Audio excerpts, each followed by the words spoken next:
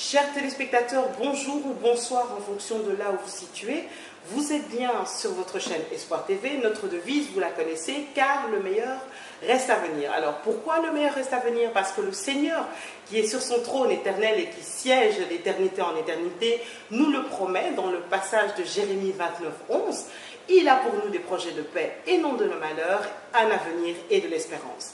Alors aujourd'hui, je suis honorée, j'ai vraiment le plaisir de recevoir une servante de Dieu qui nous vient de la Côte d'Ivoire. Elle était quelques jours ici en Belgique pour un concert Bruxelles t'adore. Et puis là, elle part sur Genève pour un autre concert dont nous allons parler tout à l'heure. J'ai appelé la servante de Dieu, Maria Adé, qui nous vient de la Côte d'Ivoire. Nous allons voir avec elle dans cette émission Rencontre avec quelle est la vision, le message ainsi que la mission que le Seigneur lui a donnée au travers de son ministère. Je vous rappelle bien sûr que vous pouvez nous contacter, vous voyez les coordonnées s'afficher sur votre écran. N'hésitez pas à poser vos questions, à amener vos suggestions afin que nous puissions aller de gloire en gloire, grâce et avec vous. Voilà. Alors, bonjour servante de Dieu, comment allez-vous? Bonjour à vous, servante de Dieu. Je vais très bien par la grâce de Dieu. Je suis très heureuse d'être en votre compagnie et je salue au passage tous les téléspectateurs de cette prestigieuse chaîne de télé. Waouh, je reçois. La première prophétie, je la reçois. Alors, je suis vraiment honorée parce que non seulement on a pu échanger avant de commencer cette émission et j'ai senti quelque chose de précieux, de particulier chez vous que j'aime énormément, qui me plaît énormément. On en parlera au cours de l'émission. Ensuite, vous venez, comme on l'a dit tout à l'heure, de passer pour le concert dont Bruxelles t'adore. Donc vous n'avez pas beaucoup dormi et pourtant vous avez accepté de nous recevoir. Donc merci. Et surtout que vous repartez pour Genève ce soir. Donc en tout cas, je suis vraiment honorée et j'espère qu'on va passer un bon moment ensemble. Je suis convaincue de cela et l'honneur est partagé, le plaisir est partagé. Merci de me recevoir sur votre plateau. C'est avec plaisir. Alors, avant de commencer, je vais vous demander qui est Maria Adé, vue par elle-même. On va voir si vous êtes gentil avec vous-même. Est-ce que quand on vous demande de vous présenter, vous dites quoi en général? Qui êtes-vous selon vous? J'ai envie de faire la poésie ou la récitation que je dis à chaque fois, à chaque interview. Bon, Maria Adé. Maria Adé, je suis chantre. Je suis enfant de Dieu, chantre au nom de la Côte d'Ivoire. Je suis issue d'une famille de pasteurs. Mes parents sont tous les deux serviteurs de Dieu. C'est une grâce et je bénis Dieu pour cela. J'ai 4 sœurs, nous sommes 5 filles. Et à la fin, Dieu a surpris mes parents au moment où ils s'attendaient le moins avec un petit garçon. Finalement, le chouchou de la famille, la poitrine ou le poumon de la famille, si on veut bien le dire. Et voilà, je sers Dieu à plein temps, à 100%. Et voilà, je suis ambassadrice du royaume des cieux. Je parle de Jésus et ma vie, c'est Jésus. Waouh, c'est très beau comme poésie et comme introduction. Alors, en plus, c'est du vécu, donc c'est formidable. Alors, avant de rentrer pleinement dans ce que vous faites, on va un peu revenir quelques années en arrière, puisque l'émission Rencontre avec parle non seulement la rencontre avec vous, bien sûr, mais parle surtout d'une première rencontre, la fondamentale, l'essentielle qui a bouleversé et changé votre vie, c'est celle avec le Seigneur Jésus. Quand et comment ça s'est passé, votre rencontre avec le Seigneur? Dites-nous. Comme je le disais tantôt, je suis d'une famille chrétienne. Donc mes parents servaient déjà le Seigneur. Donc j'ai été introduite aux voies du Seigneur très jeune. Ma mère surtout me parlait de cet être mystérieux, de cet être merveilleux qui m'aimait et qui voulait avoir une relation avec moi. Donc déjà à 5 ans, on décelait en moi le petit talent de la musique. 5 ans? Oui, à 5 ans déjà, je chantais. C'était toujours moi la lead à l'école du dimanche, la chanteuse lead, si on veut bien le dire. Mais je n'avais pas encore pris la décision officiellement de recevoir Jésus-Christ dans ma vie. Bien que je parlais régulièrement avec le Seigneur, au début c'était un peu comme un devoir à faire, mais après c'est devenu quelque chose de beaucoup plus intense et j'ai eu envie de mieux le connaître. À 5 ans? Disons un peu plus tard. Oui, mais même 7 ans, 8 ans. C'est à jeune. 11 ans, bien entendu, à 11 ans, lors d'une croisade organisée par mon église dans un quartier à Koumassi, qui est un quartier populaire à Abidjan. Mon père prêchait et il parlait de Jésus et il disait que si tu n'es pas sûr de le connaître, Et si tu n'es pas sûr qu'il te connaisse intimement, c'est que tu ne le connais pas vraiment. Et à ce moment, j'ai décidé de donner ma vie à Christ. À cette croisade, je suis allée devant. C'est vrai que je faisais partie des gens là qui partageaient les prospectus, mais là, j'ai pris conscience de mon besoin de Jésus. Et là, j'ai accepté le Seigneur. Et depuis là, c'est comme si c'était une occasion que Dieu recherchait. À partir de ce moment, ma vie a changé complètement. De la toute timide, j'étais très timide. J'avais horreur de passer devant les gens. Mais Jésus a pris le total contrôle de ma vie. Et à 11 ans, j'ai décidé, c'est bon, je veux le servir. Je suis entrée dans le groupe musical. Et je crois que tout est entré, tout a commencé, tout est parti de là. Alors, il y a des parents qui nous regardent, vous avez dit, j'ai pris conscience. Très difficile de réaliser qu'à 11 ans, ou même un peu avant déjà, parce que vous aviez déjà quand même cet attachement à Dieu, on peut prendre conscience. Et souvent même, à cause de ça, les enfants sont très négligés dans l'église. L'école du dimanche, c'est souvent un endroit pour passer son culte tranquillement, mais on ne réalise pas que aussi jeune, on peut prendre conscience. Alors, qu'est-ce que vous aimeriez dire à justement une première suggestion que vous aimeriez donner à ces parents qui nous regardent par rapport aux enfants? Qu'est-ce qu'il faut faire pour que vraiment les enfants puissent avoir leur propre expérience avec Jésus comme vous l'avez eu? L'erreur, en fait, c'est de penser que l'enfant est trop jeune. Souvent, on se dit que l'enfant, c'est juste les balançoires, aller dans les playgrounds ou regarder les dessins animés. Mais vous savez, l'enfant est une âme. Et j'ai pas d'enfant, donc j'ai pas d'expérience en ce qui concerne l'éducation des enfants, mais j'ai une maman qui m'a servi d'exemple. Ne négligez pas les enfants et ne pensez pas que vos enfants sont trop jeunes pour comprendre. Non. À partir du moment où vous leur nourrissez la parole de Dieu, peut-être que vous ne verrez pas de fruits automatiquement, mais je vous promets que la parole de Dieu est une graine, est une semence qui, lorsqu'elle entrera en eux, va finir par germer. J'ai l'habitude de dire que je n'ai pas le choix que de servir Dieu, parce que c'est tout ce qu'on m'a donné quand j'étais enfant. Et c'est finalement sorti sans qu'on me pousse, sans qu'on me force à le faire, parce qu'il y a eu des semences qui ont été déposées en moi. Donc ne laissez pas n'importe qui semer n'importe quoi dans vos enfants. Parce que tôt ou tard, ce qui est semé va finalement sortir. Donc ne laissez pas les amis ou les choses du monde ou les mauvaises habitudes. Qui apprend un enfant à mal parler? Vous savez, il est quand même un enfant, il peut ne pas savoir ce que ça veut dire, mais il le dit. Pourquoi? Parce que ça a été une semence. Donc moi, j'aimerais encourager les parents, parlez-leur de Jésus. Parlez, je me souviens que quand maman me parlait de Jésus qui était mort à la croix, qui avait souffert, déjà, étant petite, je savais ce que c'était. Et ça avait touché un aspect très profond en moi. J'essaie de raccourcir parce que j'ai tendance à toujours prendre mon temps à chaque fois qu'on me pose des questions. Mais je veux surtout encourager l'enfant parce qu'on fait l'erreur de négliger les enfants et puis c'est quand ils sont teenagers ou bien les adolescents ou des jeunes adultes, c'est là maintenant qu'on dit accepte Jésus. Non, c'est maintenant que Dieu vous donne l'occasion de travailler. Donc parlez-leur du Seigneur, parlez-leur des histoires de la Bible, parlez-leur de façon plus importante de la relation que ces enfants-là peuvent avoir avec le Seigneur. À mon avis, vous n'êtes pas que chanteur, vous êtes prédicatrice. Je pense que là, si vous ne le savez pas encore, moi je pense que vous êtes également prédicatrice parce qu'il y a quelque chose. Non, je vous dis, il y a un petit quelque chose chez vous que j'aime énormément, une onction particulière là, et on peut sentir cela, vous communiquer quelque chose. Alors, une vie, une jeunesse consacrée dans le parcours, avec une famille, des parents, des frères, des sœurs consacrés. Il y a un autre souci, c'est le fait justement d'avoir cette jeunesse, entre guillemets, une jeunesse sacrifiée, où selon en tout cas le monde, on a l'impression que bon voilà, on est un peu hors du temps, hors de ce qu'on doit vivre parce qu'on est dans l'église et malheureusement il y a beaucoup de jeunes qui vivent ça très mal. Le deuxième conseil que je pourrais vous demander pour clore ce chapitre-là de votre enfance, c'est aux jeunes qui nous regardent et qui ont du mal à affirmer leur foi et qui parfois même sont mal à l'aise parce qu'ils se disent oui mais voilà on va à l'église parce que les parents nous forcent d'aller à l'église ou en tout cas on n'a pas le choix mais on aimerait un peu savoir ce qui se passe en dehors de l'église. Qu'est-ce que vous aimeriez leur dire pour les fortifier? Ce que moi je peux dire c'est que le monde n'a rien à vous offrir. Franchement, il n'y a rien dans le monde.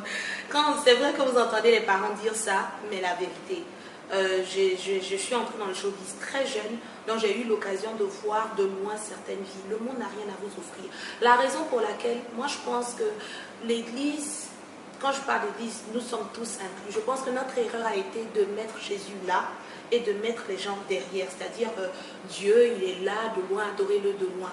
À partir du moment où on a cette relation avec le Seigneur, on finit par se rendre compte, quel que soit l'âge, qu'on a la meilleure personne avec soi. Par exemple, vous ne me connaissiez pas vraiment, peut-être que vous aviez entendu une chanson, Marie-Adé, ah oui, elle chante bien. Mais là, maintenant, puisqu'on a eu à parler, quand on vous dira Marie-Adé, elle est comment, j'ose espérer que vous dites que voilà, que vous dites voilà, des choses merveilleuses. Pourquoi? Parce que vous m'avez connu. Et quand vous connaissez Jésus, ce Jésus devient réel. Partout où je vais. Je me souviens, une fois, je suis allée au Gabon, et je suis allée à une chaîne de télé, pas chrétienne, et ils disaient, mais dis donc, vous êtes jeune comme ça, et puis vous chantez Jésus.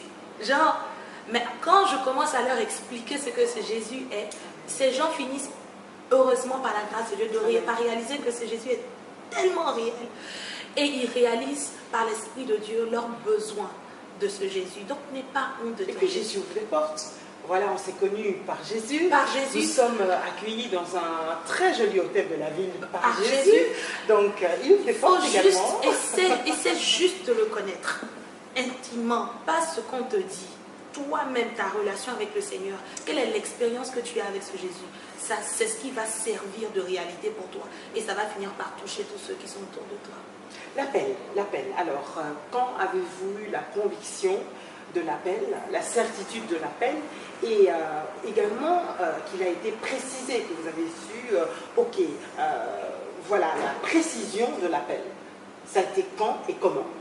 Quand j'ai joint le groupe musical, tout le monde savait que Maria avait un don un peu bizarre. C'est-à-dire une petite fille de 4 ans déjà qui chante, bon, c'était déjà un peu bizarre. donc je savais qu'il y avait déjà ça. Et à 11 ans, quand j'ai intégré le groupe musical de mon église, Dieu a commencé à m'inspirer et j'ai commencé à écrire des chansons. À 11 ans. À 11 ans. Wow. Finalement, on commençait à écrire des chansons. Et j'aime pas vraiment écouter mes albums, mais quand j'écoute mon tout premier album, j'ai les larmes aux yeux parce que ça reflète tellement. Vous n'avez pas écouté les albums? Oui, parce que je lutte un peu contre le perfectionnisme. Donc il y a toujours quelque chose à ajouter, voilà, ou à enlever, voilà. Donc, mais pour ce premier album, je me retrouve à cet endroit pur, où je ne savais pas quoi faire. Je te donne mon cœur. Je parlais de ma relation avec le Seigneur, et Dieu a commencé à me donner des chansons. J'ai commencé à écrire des chansons. Et à partir de là, vous savez, il y a toujours une personne qui vous sert d'Élie, par exemple, ou qui vous sert de Samuel. Et pour moi, ça a été ma maman qui m'a dit, Maria, je pense que Dieu veut t'utiliser pour toucher d'autres jeunes. Pourquoi tu ne mettrais pas ça sur un album? Pour servir Dieu, juste pour servir Dieu. On ne te verra pas parce qu'on savait que j'étais très, très timide. Mais quand je prenais le micro pour adorer, je fermais juste les yeux. Et puis je m'envolais, comme ça je ne voyais personne. Et cette habitude m'est restée. Donc c'est comme ça que j'ai juste fait ça par amour pour Dieu. Par amour pour Dieu, juste parce que je l'aimais, je voulais juste utiliser ce que j'avais de plus précieux qui était ma voix et le talent qu'il m'a donné qui était d'écrire des chansons juste pour lui. Et surtout le cœur. Et voilà. Et surtout le cœur. Parce que tout en fait émanait de ce cœur et c'est passé par là. Pourquoi j'ai donné cet exemple? C'est pour dire à tous ceux qui ne savent pas, qui disent mais je ne sais pas ce qu'il faut faire de ma vie, ou je ne sais pas quoi étudier, ou je ne sais pas comment servir Dieu. Fais déjà ce que tu as à faire. Et en faisant cela, Dieu maintenant va t'ouvrir les portes, ouvrir ton entendement, ouvrir ta vision pour que tu puisses savoir, ah, en fait, je suis créée pour être une adoratrice, je suis créée pour conduire le peuple de Dieu dans la présence de Dieu. Ah, c'est pas venu tout d'un coup. Ça a été un voyage, c'est un processus en fait. Mais c'est un appel, il faut que ça soit un appel. Il faut que Dieu t'appelle à ça. Si Dieu ne t'a pas appelé à ça, de toute façon, quand tu marches avec le Seigneur, Dieu va automatiquement t'orienter là où il t'a appelé. C'est de ça, c'est comme ça qu'on parle beaucoup de destinée. Si tu ne sais pas, n'essaie pas de suivre la popularité ou la foule ou parce que c'est à la mode de chanter, je suis appelée à chanter. Il faut suivre le Seigneur. Le chemin ne sera pas tout le temps lisse. Il y aura des briques. Le chemin peut être rocailleux, mais avec Dieu, on arrive toujours à bon port. Donc, mais je reste convaincue que quand tu restes avec le Seigneur et que tu essaies juste de servir Dieu et que tu essaies juste de connaître le Seigneur, il te mettra au bon endroit, au bon moment. Même quand tu n'entendras pas sa voix, il ne permettra pas que tu te perdes. Alors, il y a le côté showbiz dont vous avez parlé tout à l'heure, bien qu'on a bien compris que vous êtes une chantre, une adoratrice avant tout. Quand vous voyez un peu le tableau, vous êtes dans le domaine, vous voyez un peu aujourd'hui ce fameux business, en tout cas ce showbiz, chantre, musique gospel, etc.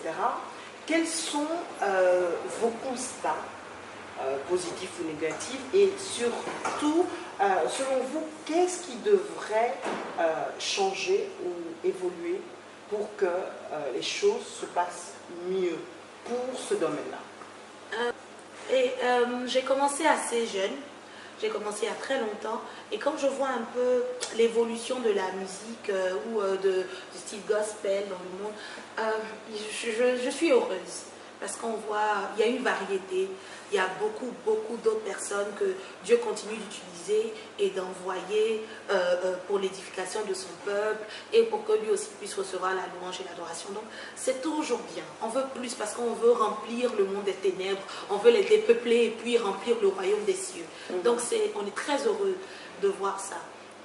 Ma petite préoccupation sera au niveau de la profondeur, de la relation. Souvent on parle de, par exemple, tout de suite là vous étiez en train de parler de la Suisse, comment aller par la voie routière, etc. Parce que vous êtes déjà parti là-bas. Voilà, si vous n'êtes jamais parti là-bas, ben, les directions après un temps on va dire c'est pas vraiment ça.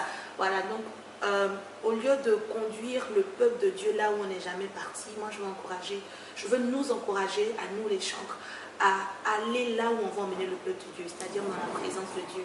Donc qu'il y ait plus de présence de Dieu et oui, que les Lévites se lèvent et qu'il y ait encore plus de chantres pour que la gloire revienne au Seigneur. Donc restez conducteur de louange, conducteur d'adoration. Alors votre définition justement de l'adoration, c'est laquelle? D'autres diraient c'est lever les mains ou c'est adorer. Moi je pense que c'est d'abord la posture du cœur. D'accord? Tout commence dans le cœur. Je suis convaincue que quand on chante, Dieu n'entend pas nos voix, mais il voit nos esprits se mouvoir devant lui, les mouvements de notre âme se mouvoir devant lui. C'est ça en fait qui nous pousse à lever les mains, c'est ça en fait qui nous pousse à chanter, c'est ça qui nous pousse à sauter. Malheureusement, plusieurs fois on fait l'inverse. On lève les mains, on saute et on chante pensant que c'est l'adoration alors que Dieu regarde nos cœurs. Et dans nos cœurs, on est en train de penser à autre chose. Nous sommes en train de méditer sur la sauce qu'on doit faire après le culte. Ou faut qu'elle m'a regardé comme ça. Ou tiens, regarde, ma chaussure me fait mal. Ta chaussure te fait mal, enlève-la. À partir du moment où ton cœur est impliqué. C'est pour ça que j'aime pas vraiment dire aux gens mettez-vous à genoux. Parce que quand tu leur dis de se mettre à genoux, qu'ils se mettent à genoux, mais dans leur cœur ils sont debout, Dieu n'est pas content.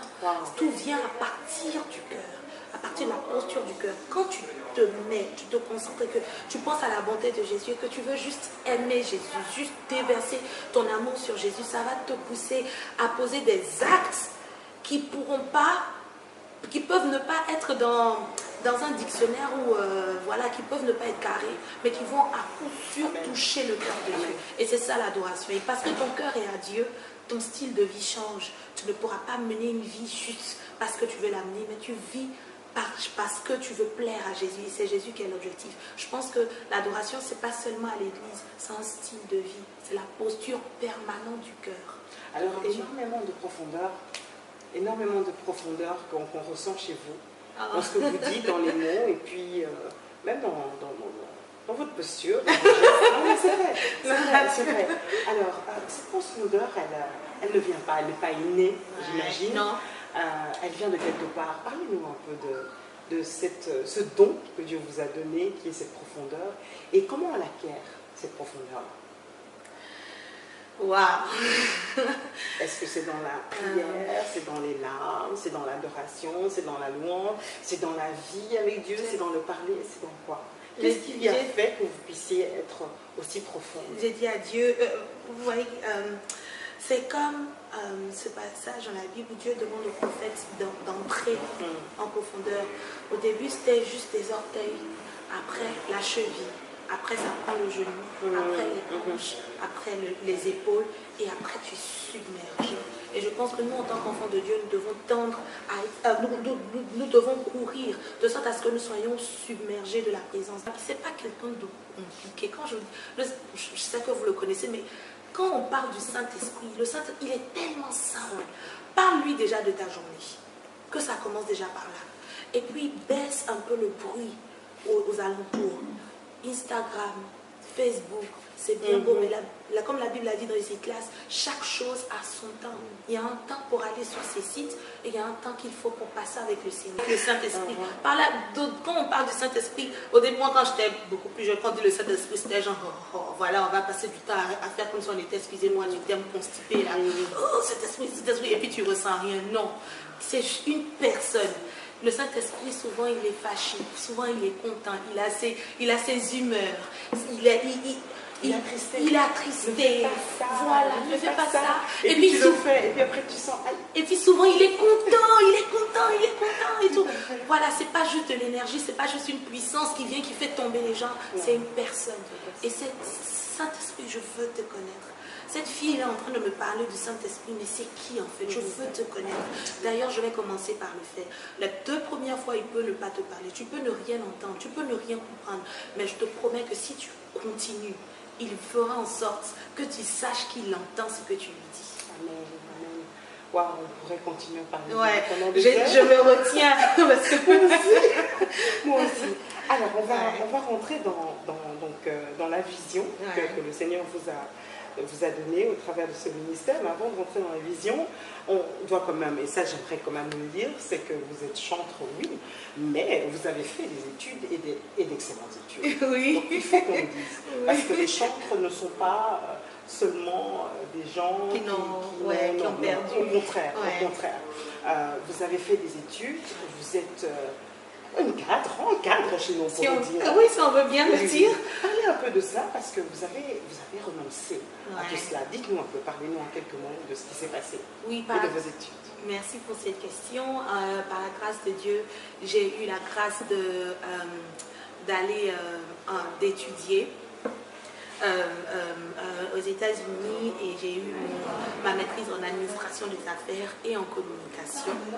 Et après ça, vous voyez, c'est vrai que je chantais pour le Seigneur, je conduisais le peuple de Dieu dans la louange, dans l'adoration, toute jeune, mais dans ma tête, voilà, je le fais pour passer le temps, c'est-à-dire je veux au moins sauver, récupérer le nombre d'âmes, parce que mon père, il travaille toujours en matière de gain d'âme.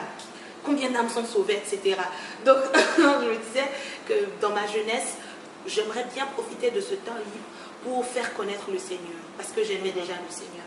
Donc voilà, je sors mes albums, mais dans ma tête, après les études, non, on passe aux choses sérieuses. Tu vas aller à l'école, tu travailleras, tu vas avoir ton piscinier, tu vas avoir une grande maison, etc. Donc je fais les études, je viens au pays en Côte d'Ivoire, je travaille dans une grande société de la place. Et voilà, je trouve cet emploi après 2 mois en m'embauche déjà parce que je suis parfaitement bilingue. On me dit que je m'occuperai du service VIP avec une secrétaire, avec une voiture et tout. Voilà, quand tu viens de finir l'université, c'est beau. Mais je vous assure que quand je... On va les laisser dans le suspense. Rencontre avec Marie-Adé dans quelques instants pour la suite. D'accord. À tout de suite. Les yeux n'ont pas encore vu, ni les oreilles encore entendu ce que Dieu va faire au travers de moi. Ses projets pour moi dépassent l'entendement. Si Dieu est pour moi, qui peut être contre moi? Tout un forgé contre moi n'aura d'effet, quelles que soient toutes les oppositions. C'est Jéhovah seul qui a le dernier mot. Je suis un enfant de destinée. C'est Yahweh qui tient ma destinée. Je suis un enfant de destinée. Et c'est Yahweh qui tient ma destinée. Les yeux n'ont pas encore vu, ni les oreilles encore entendu ce que Dieu va faire au travers de moi. Ses projets pour moi dépassent l'entendement.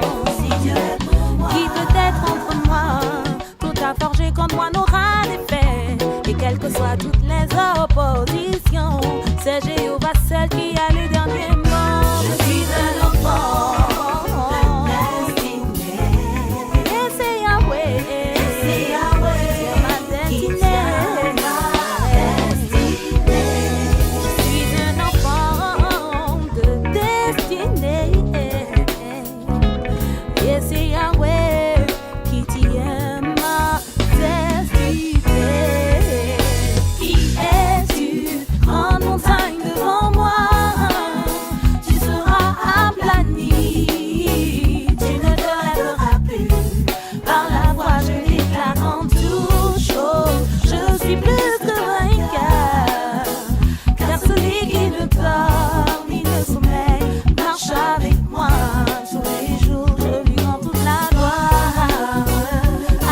Soit la gloire, car c'est Yahweh qui tient ma destinée. Je lui rends toute la gloire, à lui seul soit la gloire, car c'est Yahweh qui tient ma destinée.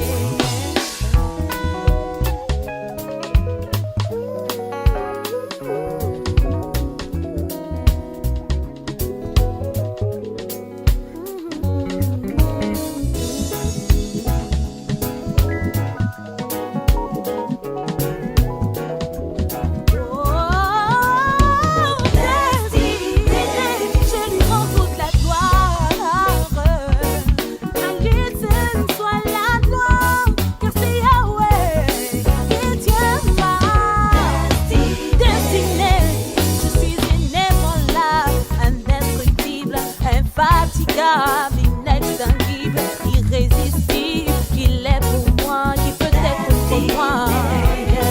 Je suis inarrêtable, destructible, infatigable, inextinguible, irrésistible, il est pour moi, qui peut être contre moi.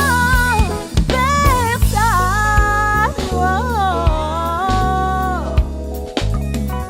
Je suis un enfant destiné.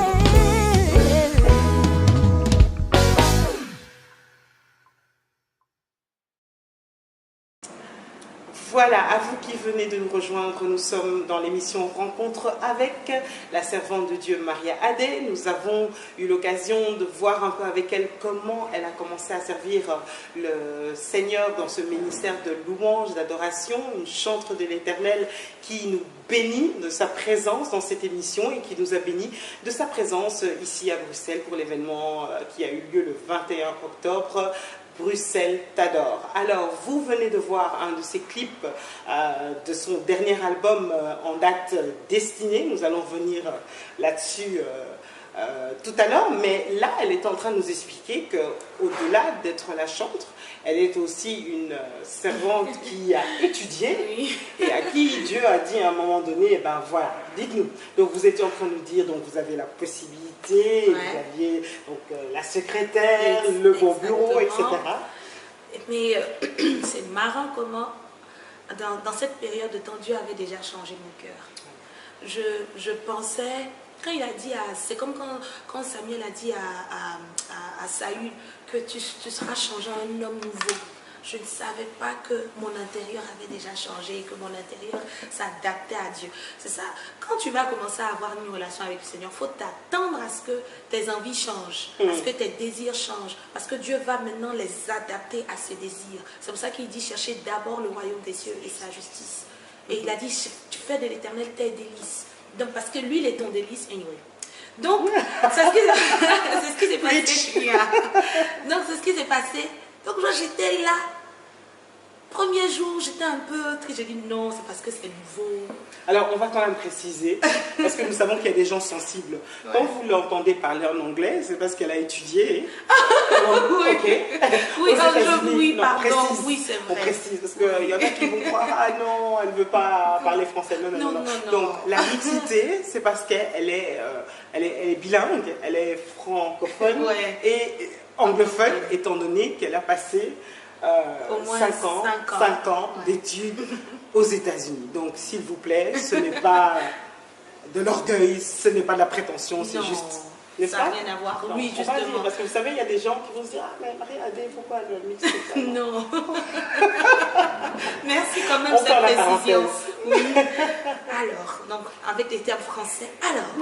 Non, non, et anglais aussi. Vous savez, il y a des choses qui doivent se dire en anglais, sinon c'est... Sinon, on perd un peu, oui.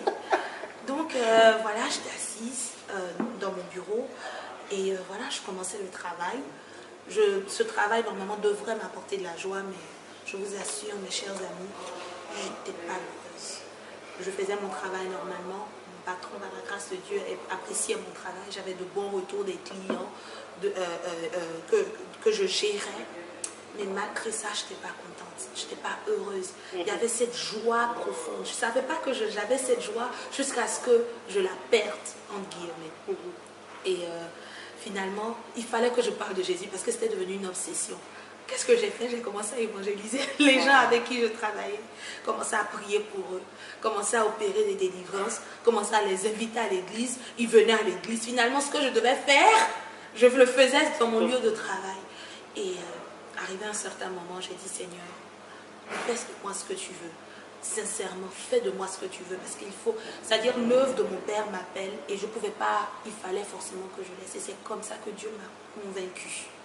C'est-à-dire, Dieu m'a convaincue dans mon âme entière, dans mon être entier, de le servir à 100%. Est-ce que je suis en train de dire que tu ne peux pas servir Dieu en travaillant? Non.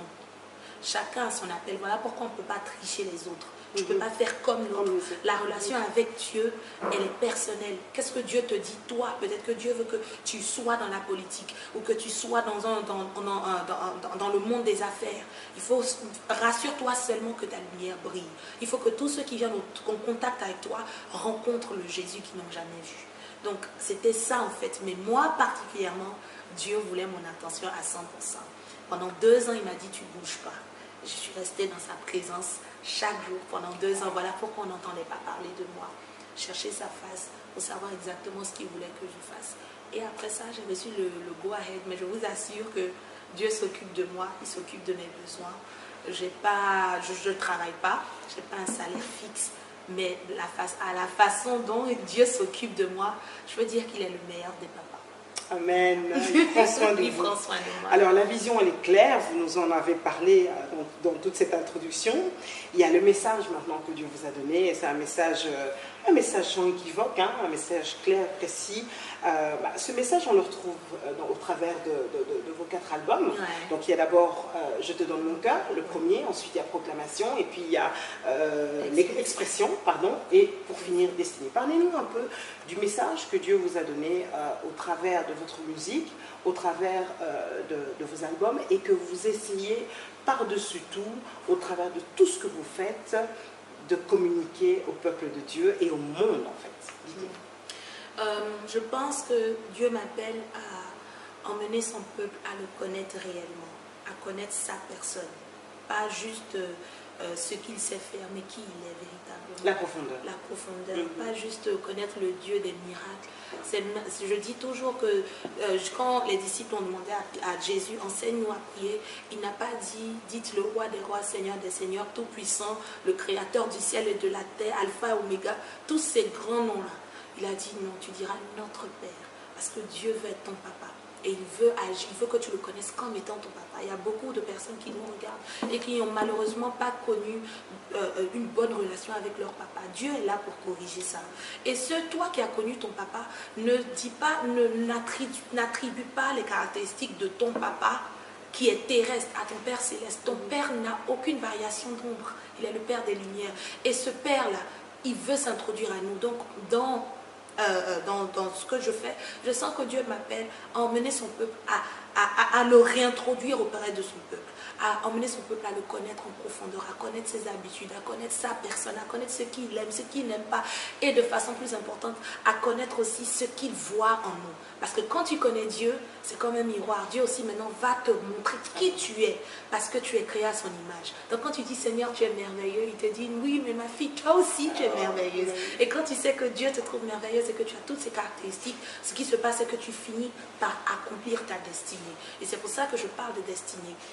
Beaucoup de personnes pensent qu'elles sont venues pour accompagner les autres. Non, tu n'es pas venu pour faire comme, ou tu n'es pas venu pour juste peupler la terre. Il y a un objectif. Dieu a pris le soin de te créer parce qu'il veut que tu fasses quelque chose. Mais tu ne sauras pas ce qu'il faut faire, ou du moins tu ne le feras pas correctement si, tu ne le connais pas, pour que lui t'emmène à te découvrir de sorte à ce que tu puisses accomplir ta destinée. La destinée. C'est un peu ça. Proclamation, ça c'est le deuxième album. Pourquoi Proclamation?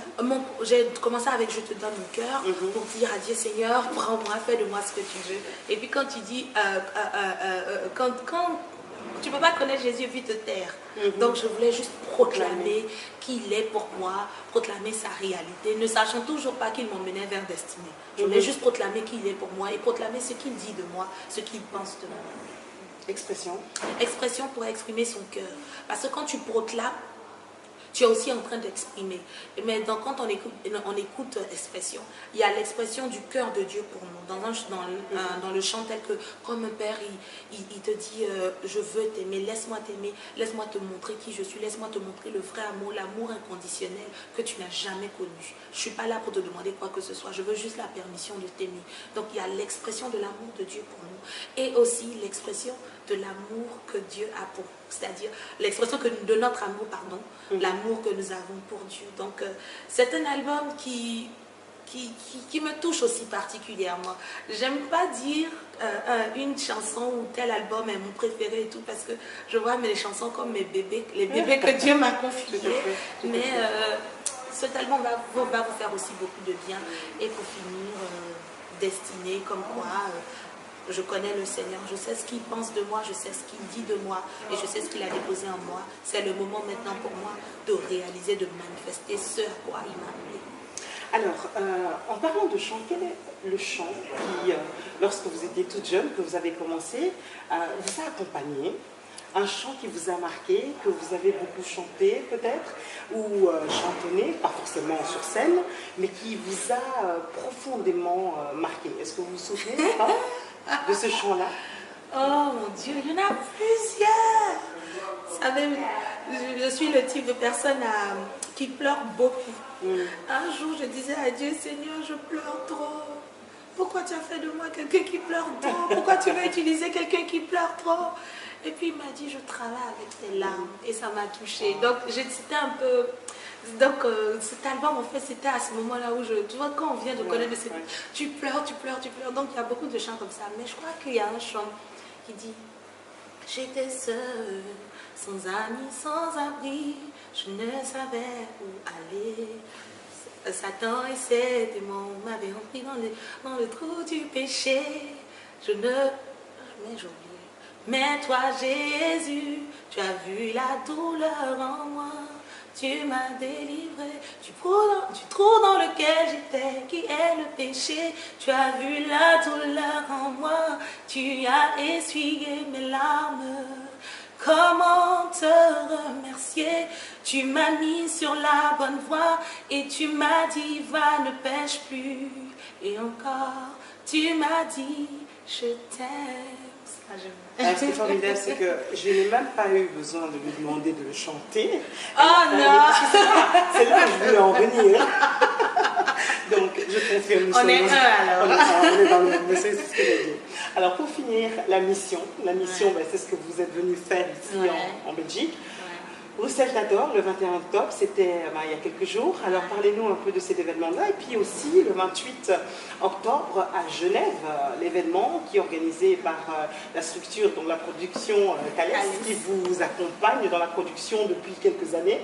Alors on va parler un peu de la production d'abord. Parlez-nous un peu de Thales, votre management, comment ça s'est passé, la rencontre et qu'est-ce qui se passe depuis avec cette production-là. Alors, j'étais à Abidjan et il y a Thales Management, dont le président, représenté par Aimé Putali, qui est venu à Abidjan et qui m'a fait part en fait, du projet qu'ils avaient de travailler avec moi par rapport à ce que Dieu leur avait dit et tout. J'ai eu à hésiter longtemps, mais après un moment, j'ai senti la conviction d'accepter. Donc finalement, nous travaillons ensemble, spécialement sur l'album Destinée.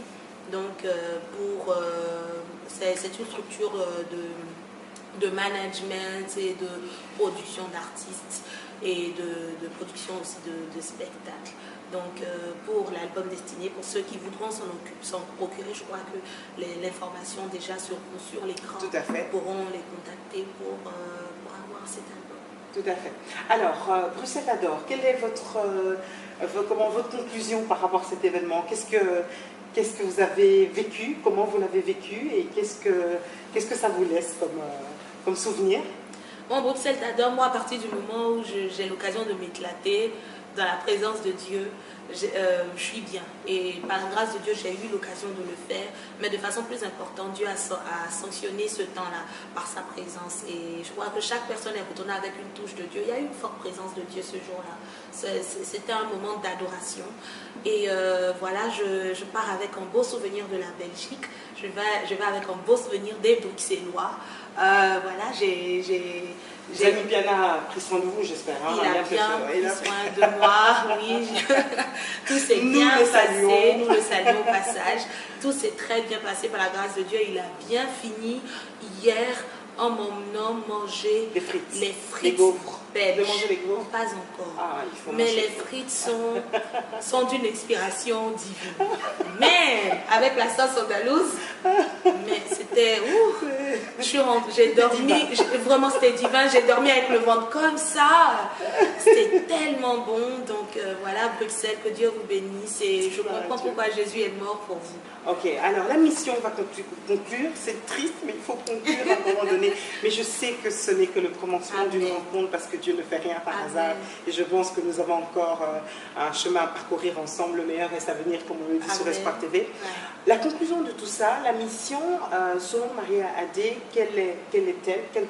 Quelle devrait être justement des chantres selon vous, en ces temps de la fin, en ces temps difficiles, en ces temps où le monde est tellement bouleversé par toute une série d'événements, quelle devrait être la mission du chantre de l'Éternel, s'il vous plaît? En conclusion, servant de Dieu, mais bien sûr, vous allez chanter un petit quelque chose en fin d'émission.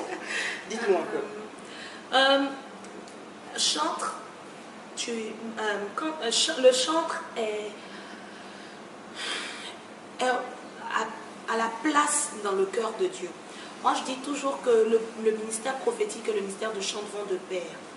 Par exemple, la femme qui est venue déposer, qui est venue verser son huile d'albâtre sur les pieds de Jésus, elle était, jusqu'à présent, Jésus a dit qu'on parlerait d'elle. Pourquoi? Par son adoration. Dieu révèle son cœur ou ses secrets à ses adorateurs. Donc nous qui sommes les adorateurs, nous devons rester au pied de Jésus et ensuite conduire le peuple de Dieu dans la présence de Dieu. Comme je le disais tantôt, on ne peut pas les emmener là où nous ne sommes jamais partis. Donc nous devons passer du temps dans la présence de Dieu, ne pas se laisser aller par la popularité. Si ne regardons pas le fait que les gens nous aiment ou pas, ne laissons pas cela dicter le temps que nous passons dans la présence de Dieu. L'être humain est très changeant. Aujourd'hui, il t'aime, demain, il peut ne pas t'aimer. Mais celui qui est fidèle, c'est Jésus. Donc, reste au pied de Jésus.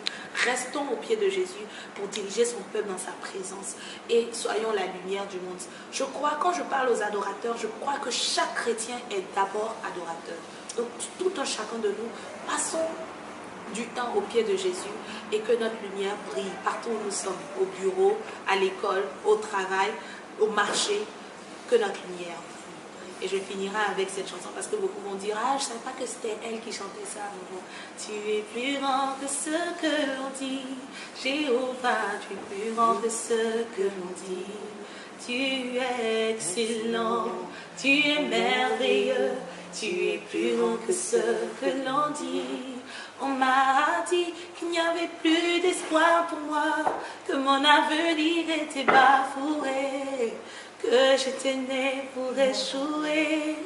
Mais quand tu t'es révélé à moi, tu m'as montré que tu pouvais faire au-delà et au-dessus de ce que je pouvais penser ou imaginer. Tu es excellent, tu es merveilleux, tu es plus grand que ce que l'on dit. Que Dieu vous bénisse. Il faut qu'on fasse un duo, hein, finalement. Ah, je sais dit par la foi. Voilà, la deuxième prophétie a été donnée en fin d'émission. Je la reçois. Donc ne vous étonnez pas si bientôt vous voyez un duo Julie avec la servante de Dieu Marie-Aldé. En tout cas, merci énormément. Que Dieu vous bénisse. Rentrez avec plein de bénédictions de la Belgique et l'Espoir TV. Merci de nous avoir accueillis. Merci Espoir TV. Que Dieu vous bénisse. Voilà, merci de nous avoir suivis encore une fois. Moi, ce que je retiens, c'est un message encore une fois d'espoir, un message de meilleur avenir, un message de le Seigneur est vivant, il est fidèle et il est là pour quelqu'un. Et je pense que si vous aviez des doutes, aujourd'hui, il vous a confirmé qu'il était là avec vous. Merci à Thales Productions qui a permis que cette émission se fasse. Bien sûr, Zanine Piana, Wanted Med Production. Merci à Bassi Mergène également à la réalisation. Je vous retrouve très bientôt. En attendant que Dieu reste notre priorité. Bye bye.